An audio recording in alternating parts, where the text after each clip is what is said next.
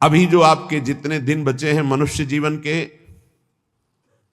ये प्राय प्रश्न बना रहता है, मुझसे पाप हो गए, क्या क्षमा कर देंगे भगवान? तो ध्यान से सुनिए, मनुष्य जीवन में अभी जो आपके दिन बचे हैं, यदि उन दिनों का ज्ञान पूर्वक सदुपयोग करें, अर्थात नाम जप करते हुए पूर्व में जो पाप किए पुनः ना होने पावे, तो मैं तुम्हें वचन देता हूं कि तुम्हारे सारे पाप मेरे प्रभु क्षमा कर देंगे, तुम्हें कोई भी पाप का दंड नहीं भोगना पड़ेगा।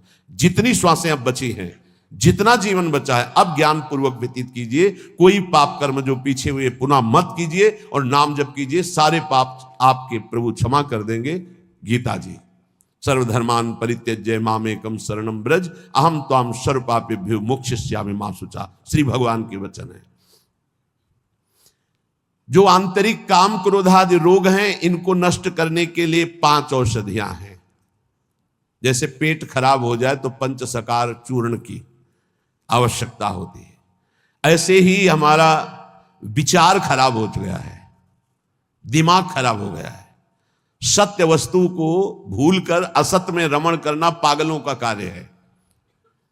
वो सत्य मार्ग के पथिकों को पागल समझते हैं और सत्य मार्ग के पथिक उनको समझ रहे हैं कि इतना कीमती जीवन तुम व्यर्थ में नष्ट कर रहे हो, और वो समझ रहे हैं मानव जीवन को एक ऐसे बर्बाद कर रहे हैं, ना कोई भोग भोग रहे हैं, ना कोई धन संचय कर रहे हैं, इनका जीवन ही बर्बाद हो रहा है।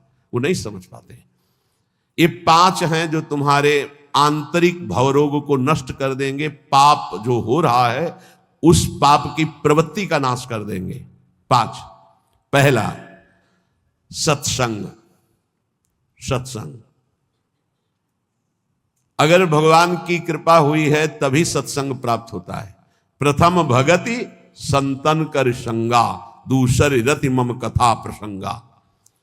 सबसे पहली कृपा भगवान की होती है कि सत्संग प्राप्त होता है। अहो भाग्य रोज सत्संग प्राप्त हो, अहो भाग्य। जिस दिन होता कि आज पूज्य श्री मथुरादास जी कथा करने नहीं आएंगे, उनका स्वास्थ्य खराब है, या आज उनकी निर्जला एकादशी है, उस दिन ऐसा लगता है जैसे वज्रपात हो गया हो कि आज महापुरुषों के चरित्र सुनने को नहीं मिलेंगे। जो महापुरुषों से सत्संग प्राप्त, वो फिर और जैसे रबड़ी पाने के बाद गुड़ का सीरा चाटने की इच्छा नहीं होगी। यद्यपि वो भी मीठा होता है, वो भी पवित्र गन्ने के रस से बनता है, पर नहीं, जो रसमलाई पा चुके हैं ना, उनको फिर गुड़ का स्वाद नहीं आएगा। ऐसे ही जो सच्चिदानंद में डूबे हुए महापुरुषों के वचनों को श्रवणेंद्रिय से पान कर लिए ना, फिर वो केवल शाब्दिक प्रवचन में उसका श्रवणेंद्रिय स्वाद नहीं ले पाएगी। उसको चाहिए अनुभवी, क्योंकि उतने गरु वचन सुन लिए तो अब फिर और नहीं। अगर भगवत प्राप्त महापुरुष का सत्संग सुन लिया तो इन कानों की इतनी गरु स्थिति हो जाएगी कि वो हल्का शब्द सुन ही नहीं सकते। वो खुद अपने आप उनको लगे बंद करो यार। वो कान इतने बड़े व्यसनी हो चुके हैं भगवदानंद के कि बिना भगवदानंद प्राप्त हुए महापुरुष के वचन उसे अच्छे ही नहीं लगेंगे। जब द्रवै दीन दयालु राग हो तो साधु संगति पाइए। पहला है आंतरिक रोगों के नाश करने का उपाय सत्संग। जिसे सत्संग मिल गया तो बड़ी भारी विजय प्राप्त करने का अवसर मिल गया।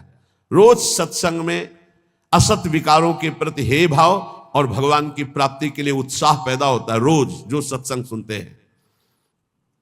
दूसरा, पहला सत्संग, दूसरा स्वाध्याय। जो हमारे आचार्य की वाणी है, जो गुरुदेव ने आदेश किया, जिन ग्रंथों का स्वाध्याय करने के लिए उन्हीं ग्रंथों का स्वाध्याय करना चाहिए। स्वाध्याय का मतलब नहीं कि कुछ भी स्वाध्याय करो, नहीं, गुरुदेव के अनुसार शास्त्र स्वाध्याय करना चाहिए, जो गुरुदेव आदेश कर रहे हैं। जो आचार्य वाणी है, जो हमारी उपासना में हमको पुष्ट कर सकते हैं, वही स्वाध्याय करना चाहिए। तीसरा है आहार, स्वल्पाहार। सत्संग, स्वाध्याय, स्वल्पाहार। आहार का बहुत बड़ा रोल है जीवन के उत्थान में। भगवान शंकराचार्य जी ने भी साधन पंचक लिखा है, उसके एक एक शब्द का आगे श्लोक तो बहुत बड़े। वेदो नित्यम अधीयताम संगा सत्सु विधीयताम महावाक्यार्थस्य विचारिताम, क्षुद्र व्याधि चिकित्सताम, एकांते सुखमास्यताम।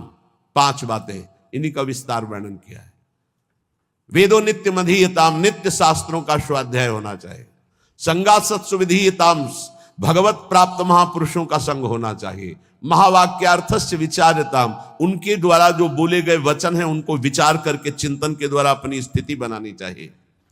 चौथा अपने आप कहा, जो इसमें तीसरे में स्वल्पाहार है, उसमें कहा क्षुद्र व्याधि चिकित्सताम, क्षुधा रूपी व्याधि की चिकित्सा करे। भिक्षान्नम औषधम, जैसे व्याधि की औषधि के द्वारा, तो क्षुधा रूपी व्याधि की भिक्षान्न के द्वारा विरक्त और धर्म के द्वारा कमाए हुए अन्न से ग्रस्त, वो भी स्वल्पाहारम, भूख से कम।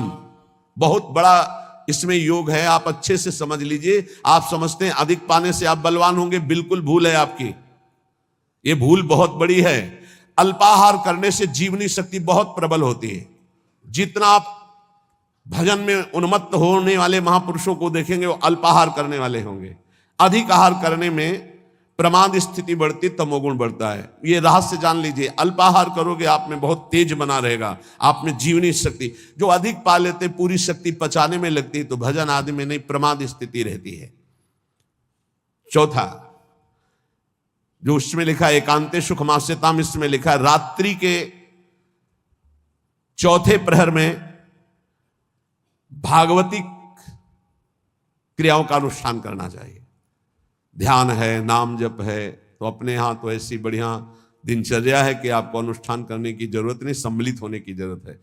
जो प्रातःकालीन बेला पर जग करके भागवतिक अनुष्ठान करता है वो आंतरिक विकारों पर विजय प्राप्त कर लेता है।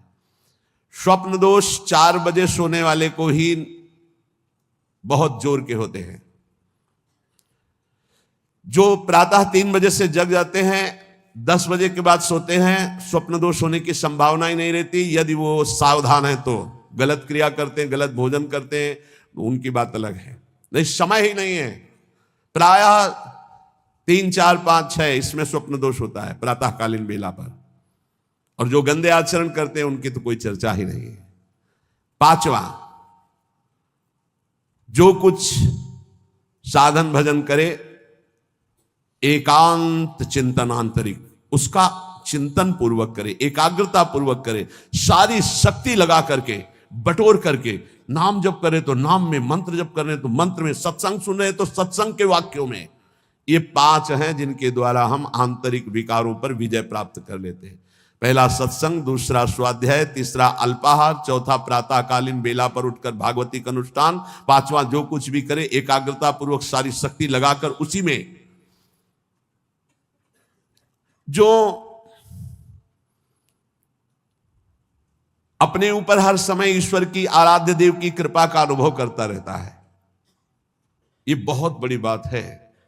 हर परिस्थिति में बड़ी कृपा, श्री जी की बड़ी कृपा, श्री जी की बड़ी कृपा। एक हमने संत भगवान को देखा, वो बल्ब ऐसे लगा रहे थे तो चूक हो गई, तो वही किसी कनेक्शन में कहीं छू गए, मारा ऐसा झटका, तो सीढ़ी गिरी, सीढ़ी से सीढ़ियों पे आकर के गिरे, उससे नीचे चबूतरे के नीचे आके गिरे, काफी चोट लग गई थी।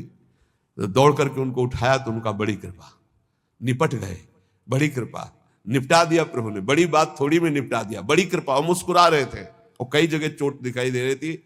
ये संत हृदय, बड़ी कृपा, निपट गए। बड़े अपराध को छोटे में काट दिया, निपट गए, बड़ी कृपा।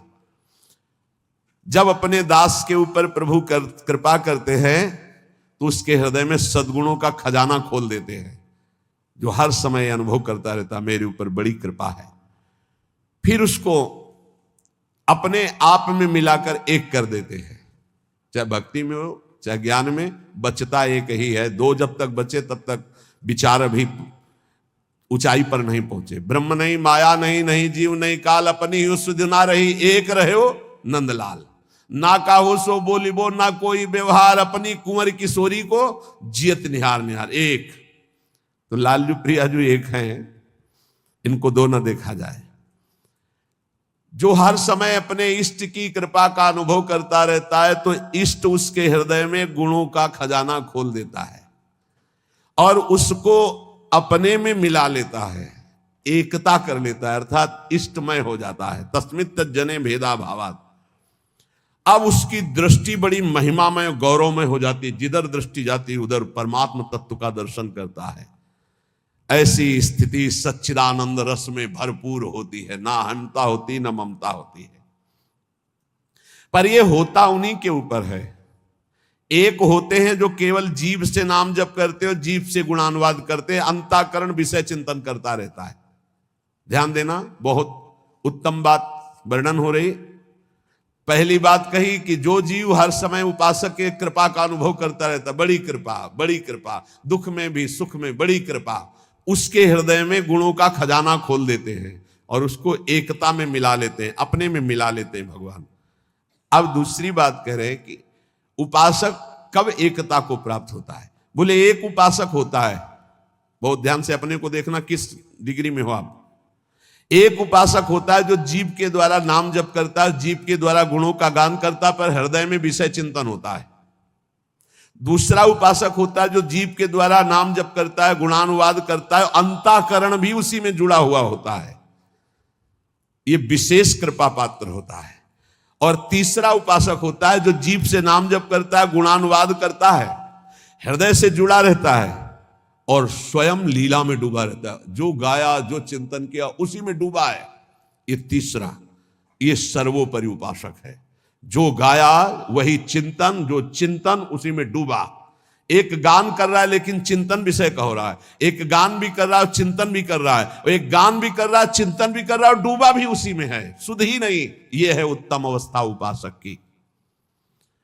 बहुत जोर की बात है, ऐसा ही होना चाहिए। जो जप कर रहे हैं, जो गान कर रहे हैं, उसी का चिंतन कर रहे हैं, उसी में डूब रहे हैं। पहला जो नाम जप कर रहा है, गुणगान कर रहा है, हृदय से विषय चिंतन कर रहा है, वो उसको इस लोक और परलोक के भोग परास्त कर देते हैं। बहुत सावधान, ऐसा उपासक भ्रष्ट होने में देर नहीं लगेगी। जिसका वाणी से गान हो रहा है और हृदय से भी चिंतन हो रहा है, उसको इस लोक और परलोक के भोग अच्छे नहीं लगते, पर परास्त करने की गुंजाइश है। लेकिन तीसरा जो मनन करके डूबा हुआ है, त्रिभुवन का भोग, सामर्थ्य नहीं कि उसको लुभायमान कर सके, भ्रष्ट कर सके। तीसरी बहुत ऊंची स्थिति है। जो गृहस्थी में रह करके अपने परिवार से हंसता है, बोलता है, व्यवहार करता है, खाता पीता, चलता उठता बैठता है, पर ऐसे जैसे विदेश में आए हुए मेहमान। गृहस्थी में कैसे भगवत प्राप्त? बोले जो अपने परिवार के साथ हंसता है, खाता पीता, बोलता, व्यवहार करता है, बढ़िया, सब वैसे ही, लेकिन वो ऐसे जैसे किसी मेहमान के यहां गया हो। उसको पता है रहना नहीं, देश बिराना है, ये भी छूटेंगे, शरीर भी छूटेगा, जाना है, मुझे प्रभु के पास जाना है। क्योंकि वो अपने परम प्रिय सखा प्रभु को हृदय में निरंतर चिंतन करते हुए ऊंची स्थिति को प्राप्त है कि मुझे भगवत प्राप्ति करनी है। ये सब केवल एक व्यवहार मात्र है। वो उस स्थिति में परिवार में रहता हुआ, संसार में रहता हुआ शायद ही कोई समझ पावे कि कितनी ऊंची कोटि का महात्मा है वो। गृहस्थ में रहते हुए, जो अपने परिवार में रहते हुए, प्रेम व्यवहार करते हुए, कमाते खाते हुए, हर समय भगवत स्मरण करते हुए ऐसे रहता है जैसे किसी मेहमान के यहाँ कि मुझे तो जाना है, नए घर मेरा, न मकान मेरा, नई वस्तु मेरी, नाथ सकल संपदा तुम्हारी, मैं सेवक समेत सुत नारी, मुझे तो आप चाहिए। देखो, जब तक तुम संसार की कामनाओं से निवृत्त नहीं होगे तो ये संसार तुम्हें फंसाए रखेगा। तुम्हारा सारा साधन भजन जो परलोक प्रदान करने वाला है, ये संसार नष्ट कर देगा। संसार की कामनाओं की जब तक निवृत्ति नहीं होती तब तक संसार फंसाए रखता है, और ये जितना साधन भजन बनता है सब खा जाता है संसार। तुम कहलाओगे भगत, लेकिन तुच्छ विषयों में अपने भजन को बेचने वाले भगत नहीं कहलाते। तुम जैसे तैसे अपनी इंद्रिय और मन को बिखेर रखा है, इंद्रियां मन तुम्हारे भजन को नष्ट कर रही है। अत्यंत तुच्छ असत जड़ दुख रूप भोगों में वो मूर्ख अपने भजन को छीण कर देता है, भजन को बर्बाद कर देता है। इसलिए इस संसार की लौकिक वस्तुओं को जो तुम्हें प्राप्त है भगवद अर्पित करके प्रसाद रूप भोगो, और निर्मल परमानंद की प्राप्ति के लिए कोई इच्छा मत करो, अपने भजन को बचा के रखो। ये पदार्थ आदि तो भगवान अपने आप तुम्हारी व्यवस्था करेंगे, तुम भजन से भगवान की प्राप्ति की चाह करो। जो इस बात को स्वीकार कर लेते हैं उनके अंदर एक नई कामना जागृत होती कि कुछ लोग तो ये जान जाएं कि मैं भजन करता हूं, ये बहुत जोर की इच्छा होती है।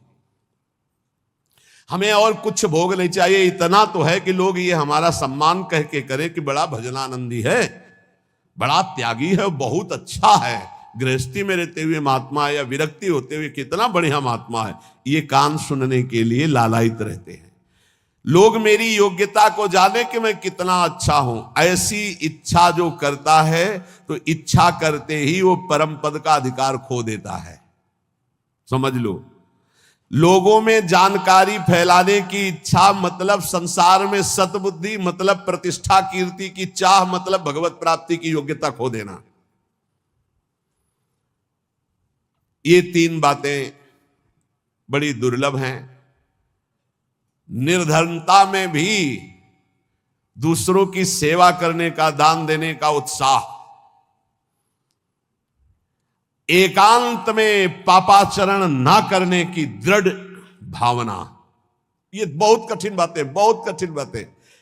निर्धनता में भी दान देने का, दूसरों की सेवा करने का उत्साह, एकांत में कभी पाप ना करने की दृढ़ भावना, और जिससे भय लगता है ऐसा कभी कोई वचन, आचरण, संकल्प मन में ही ना आने पावे। भय लगता है पाप कर्म से, पाप कर्म ही भय प्रदान करता है। तो पाप कर्म से कैसे निवृत्त हो, क्रम बाई क्रम वर्णन कर रहे हैं। तो जो पाखंडी लोग हैं इनका संग का त्याग कर दे, पाप निवृत्ति के लक्षण, पाप तुमसे बनेंगे ही नहीं। पाखंडी लोगों से दूर रहना, खुली बात कह रहे, महापुरुषों के वचन, किसी से कोई लेना देना नहीं रहता, इसलिए मस्ती से बोलते हैं। पाखंड कहते हैं पाप के खंड को।